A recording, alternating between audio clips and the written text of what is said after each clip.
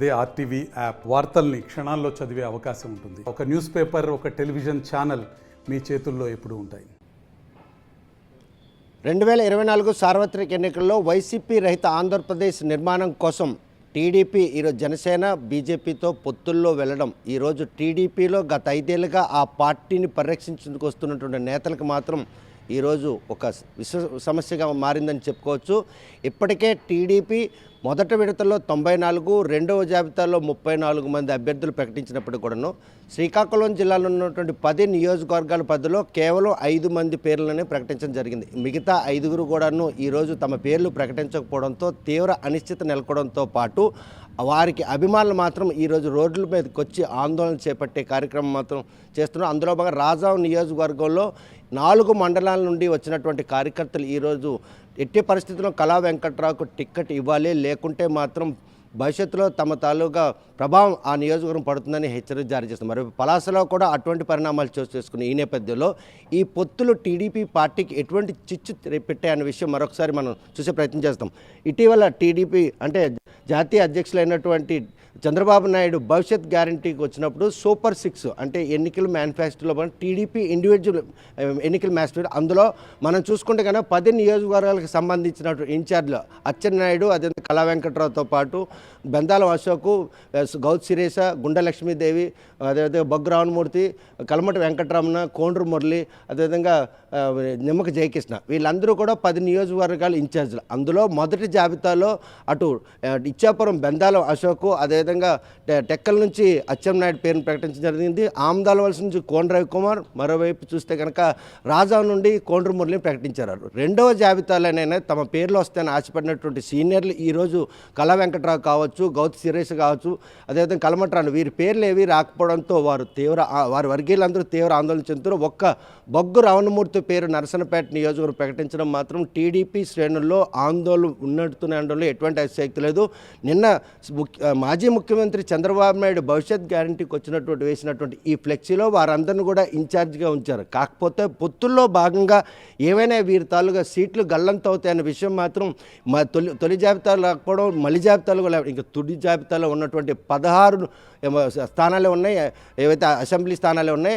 144 assembly స్థానాలకు బడిలో దిగాల్సిన TDP మాత్రం ఇప్పటి వరకు ప్రకటించినట్టు దాంట్లో శ్రీకాకుళం జిల్లాకు సంబంధించిన సీనియర్ నాయకులను కళా వెంకట్రావు కావచ్చు, అదేవిధంగా గుండె లక్ష్మీదేవి కావచ్చు, అదేవిధంగా చూస్తే కనుక గౌతి శిరీష, వీళ్ళ పేర్లు రాకపోవడం మాత్రం వారి వర్గీయులందరూ ఈరోజు రోడ్లపైకి వచ్చి ఆందోళన చేసే పరిస్థితి నెలకొంటున్న ఈ నేపథ్యంలో పొత్తు ధర్మంలో భాగంగా పాతపట్నం, శ్రీకాకుళం, హెచ్చర్ల 3 నియోజకవర్గాల్లో కూడాను ఆశావాహులు ఎక్కువగా ఉన్న ఈ తరుణంలో ఏవైనా నియోజకవర్గాల్లో ఆశావాహులను బుజ్జగించే పనిచేస్తున్నారా, లేకపోతే సీనియర్లు పక్కన పెట్టి వారికి ఏమైనా అవకాశం కల్పించేందుకు ఇంకా చర్చలు సాగుతున్నటువంటి ఒక పరిస్థితి కూడా నెలకొన్నది. మరోవైపు చూస్తే కనుక ఈరోజు సీనియర్ మోస్ట్ నేతగా 40 ఏళ్ళుగా 2 సార్లు రాష్ట్ర పార్టీ అధ్యక్షులు చేయడంతో సిట్టింగ్ పాలిట్ బ్యూరో సభ్యుడిగా ఉన్న కళా వెంకట్రావు ఇక్కడ ప్రకటించకపోవడంతో మాత్రం ఆ నియోజకవర్గం కార్యకర్తలు, అభిమానులు మాత్రం ఉవ్వెత్తున ఆందోళనకు సంసిద్ధం అవుతున్నారనడానికి ఎటువంటి శక్తులు. అందులో భాగంగా రాజాంలో ఈరోజు వాళ్ళందరూ కూడా సమావేశమై ఎట్టి పరిస్థితుల్లో కాపు సామ్రాజ్యక వర్గానికి ఒక పెద్ద దిక్కైనట్టు కళా వెంకట్రావు టీడీపీ ఇంతగా నిర్లక్ష్యం చేయడాన్ని మాత్రం వారు తీవ్రంగా తప్పుపడుతున్నారు.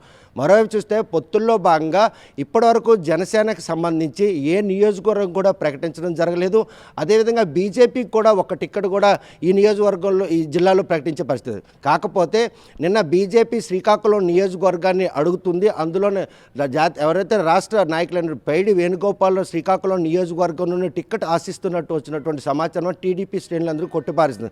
కాకపోతే ఈ నియోజకవర్గంలో గుండె లక్ష్మీదేవితో పాటు గుండు శంకర్ కూడా తనకు టికెట్ కావాలని చెప్పి గత 2 ఏళ్ళుగా ఆయన ఈ పార్టీలో యాక్టివ్గా రోల్ పోషిస్తున్నారు. మరి పాతపట్నం విషయానికి వస్తే అటు కలమట్రావుతో పాటు మామిడి గోవింద టీడీపీలో 2 వర్గాలుగా విడిపోయి టీడీపీ పార్టీని బలోపేతం చేసినట్టు పార్టీకి చివరికి మాత్రం కలమట్రావును ఇన్ఛార్జ్గా ఉన్నారు. మాజీ ఎమ్మెల్యే కావడం, ఆయనకి టికెట్ వస్తుంది అన్నటువంటి ఆశాభను ఆయన తాలూకు అనుయాయులు కూడా ఈరోజు టికెట్ ప్రకటించకపోయి మాత్రం వారు ఆందోళన చేస్తారు. మరోవైపు సైడ్లో ప్రయత్నాలు చేస్తూ మామిడి గోవింద్ కూడా తనకే టికెట్ వస్తుందని ప్రచారం చేస్తూ పార్టీని మాత్రం గ్రామీణ స్థాయిలోకి వ్యాపించే పనిలో ఉన్నారు. ఈ నేపథ్యంలో నేడో ఎన్నికల నోటిఫికేషన్ ప్రకటించేశామని ఇప్పటి వరకు కూడాను జిల్లాలోని 5 నియోజకవర్గాలకు సంబంధించిన టీడీపీ అభ్యర్థులు ప్రకటించకపోవడం మాత్రం అందరూ కూడా ఆందోళన చెందుతారు.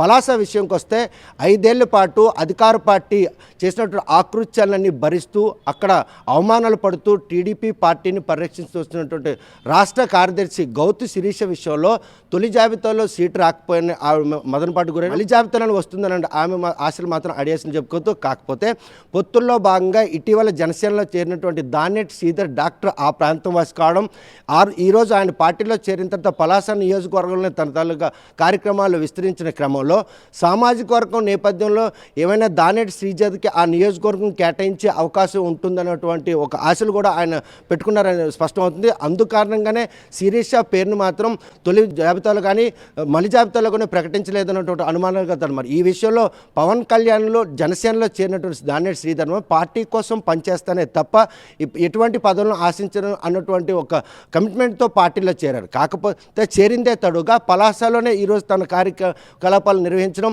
టీడీపీతో కలిసి అక్కడ చేయాలన్నటువంటి ఆయన ప్రయత్నం మాత్రం టీడీపీ స్వాగతించకపోయినప్పటికి కూడాను జనసేన పార్టీ ఒక సీనియర్ అంటే ఒక ఆర్థిక పరిపుష్టితో పాటు సామాజిక వర్గం స్పృహ ఉన్నటువంటి ఆ పరిసర ప్రాంతాల్లో సుపరిచితులు, ఆ ప్రాంతంలోనే ఆయన పుట్టి పెరిగారు. డాక్టర్గా ఇంతగా ఎదిగినా కూడాను ఆ ప్రాంతంలో సామాజిక కార్యక్రమాలు చేస్తూ ఆ ప్రజలతో మమేకమైనటువంటి దానేటి శ్రీధర్ కూడా ఈరోజు పలాసమై వైపు కనుచూపుతున్నారు. ఆయనకి అక్కడ నుండి టిక్కెట్ వస్తుందని జనసేనకు సంబంధించిన ఆశావాదులు కూడా ఆశ వ్యక్తం చేస్తున్నారు. ఇటువంటి పరిణామాలు చోటు చేసుకునే పద్యంలో ఉమ్మడి శ్రీకాకుళం జిల్లా ఇప్పటి వరకు ఇచ్చాపురం, టెక్కలి, అదేవిధంగా నర్సనపేట, ఆమదాలవలస, రాజాం అభ్యర్థులను ప్రకటించిన టీడీపీ పొత్తుల్లో భాగంగా పాలకొండను జనసేనకు కేటాయించాలని ఒక వ్యూహం రచించారు. కాకపోతే పాలకొండ నుండి జనసేనకు సంబంధించినటువంటి అంతస్థాయి నాయకుడు లేకపోవడంతో నిమ్మక జయకృష్ణకే టీడీపీ టిక్కెట్ వరించినట్టయితే ఈరోజు పలాసలో బలమైన సామాజిక వర్గం ఆర్థిక పరిపుష్టి ఉన్నటువంటి దానేటి శ్రీధర్కి ఈ అవకాశం దక్కుతుందన్నటువంటి ఒక ఊహాగానాలు ఏవైతున్నాయో అందుకారణంగానే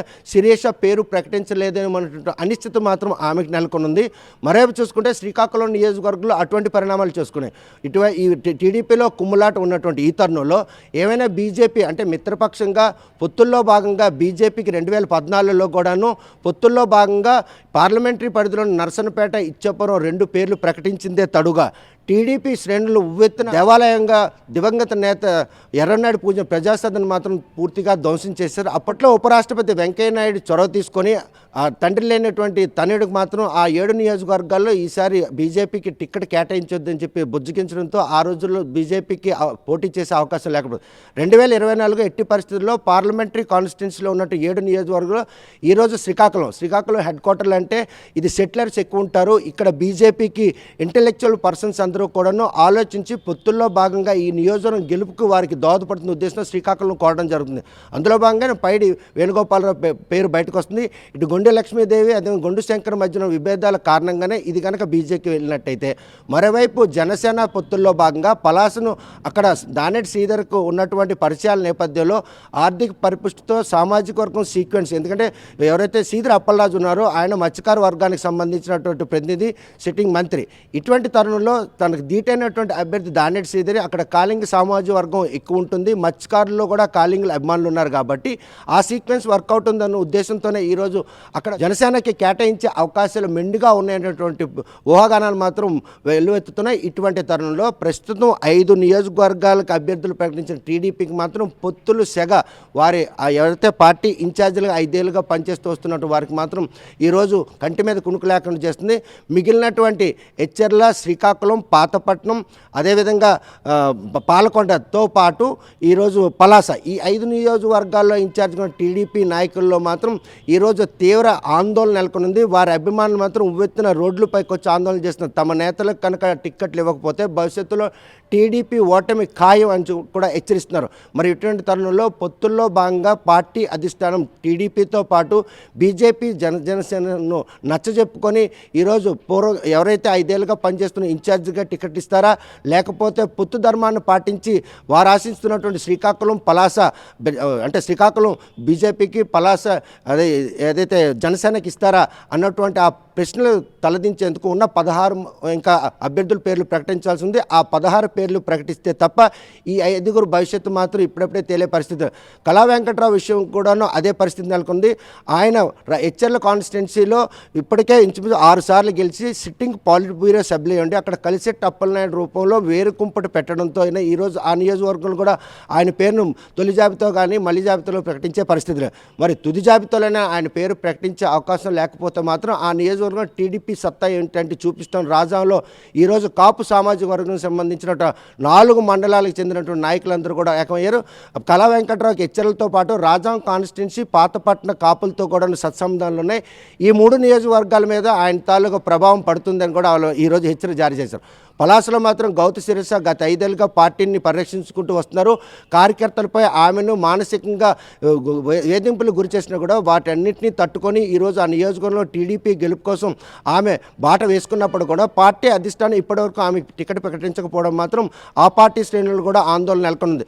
ఇక శ్రీకాకుళం జిల్లాకు వచ్చేసి గుండు శంకరు అదేవిధంగా గుండె లక్ష్మీదేవి కుటుంబాల మధ్య కూడాను ఈరోజు భేదాలు రోజు రోజుకు పెరుగుతున్న తరుణంలో ఇక్కడ బీజేపీకి పొత్తు ధర్మంలో కనుక ఇక్కడ సీటు కేటాయిస్తే పొత్తుల్లో భాగంగా 10 నియోజకవర్గాల్లో ఉన్నటువంటి ఉమ్మడి శ్రీకాకుళం జిల్లాలో శ్రీకాకుళం బీజేపీకి, పలాస జనసేనకి ఇచ్చినట్టయితే టీడీపీ మాత్రం గెలుస్తుంది అన్నటువంటి నియోజకవర్గాల్లో చేజేతలా చేజారుకుంటున్న అనడంలో ఎటువంటి అతిశక్తులు. మరి ఇటువంటి తరంలో పార్టీ అధిష్టానం ఏ దిశగా పయనిస్తుంది?